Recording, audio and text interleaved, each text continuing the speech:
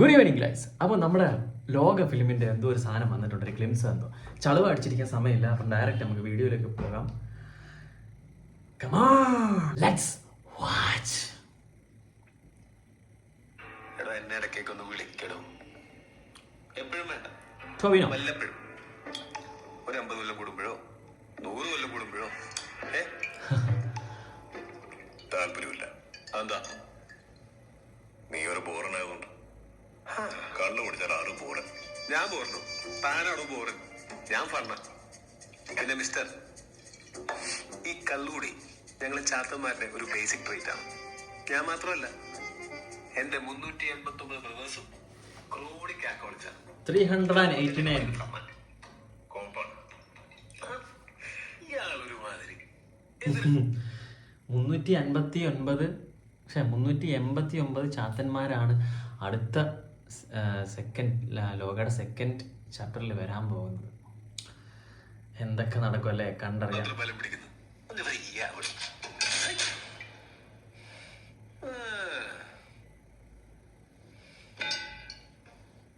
പൊടിയൻ ഭയങ്കര കലിപ്പനാണ്.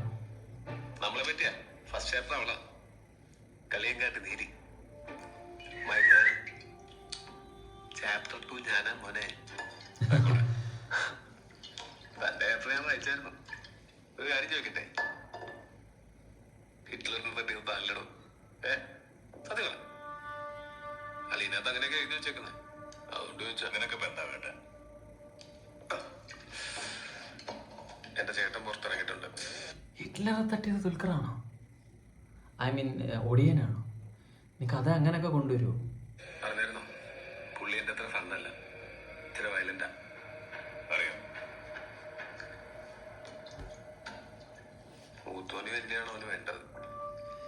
ഈ ടോവിനോടെ ചേട്ടൻ എന്ന് പറയുന്ന ആള്, അതായത് ചാത്തന്മാരിൽ പുള്ളിയുടെ മൂത്തത്. പുള്ളി നമ്മുടെ അജയൻ്റെ രണ്ടാം മോഷണോ, അതിനകത്ത് മണിയനില്ലയോ? അതിനകത്തല്ലേ മണിയനുള്ളത് ടോവിനോടെ. അപ്പോൾ ആ മണിയനാണെന്നൊക്കെ കണക്ട് ചെയ്യുന്നുണ്ട് ഓരോരുത്തർ. അങ്ങനെയൊക്കെ ആണെങ്കിൽ എന്താവുമായിരിക്കും അല്ലേ? എനിക്ക് പേടിയൊന്നുമില്ല, എന്നാലും ചേട്ടനല്ലേ. അവന് എന്തെങ്കിലും സഹായം ആവശ്യം വന്നാൽ വിളിക്കും. വരുമോ? ഇയാൾക്കൊരു കൂട്ടം ജാടയാണ്. വരാന്ന് പറയടോ. അവനൊരു ഭ്രാന്തനാണ്. നിന്റെയൊക്കെ കുടുംബ പ്രശ്നത്തിൽ ഞാനതിന് പറയണം. ബ്രോ, നമ്മളൊക്കെ ഒരു കുടുംബമല്ലേ ബ്രോ? അല്ല ബ്രോ.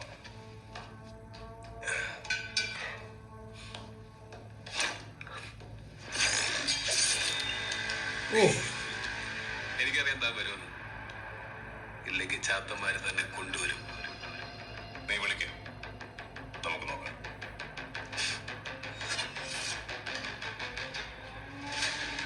സ്കോറൊന്നും ഒരു രക്ഷയില്ല. ചാത്തന്മാർ കൊണ്ടുവരും. മണിയൻ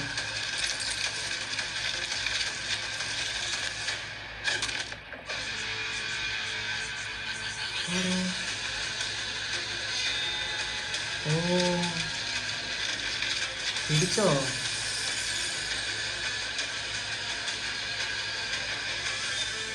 ലോക ശബ്ദത്തിൽ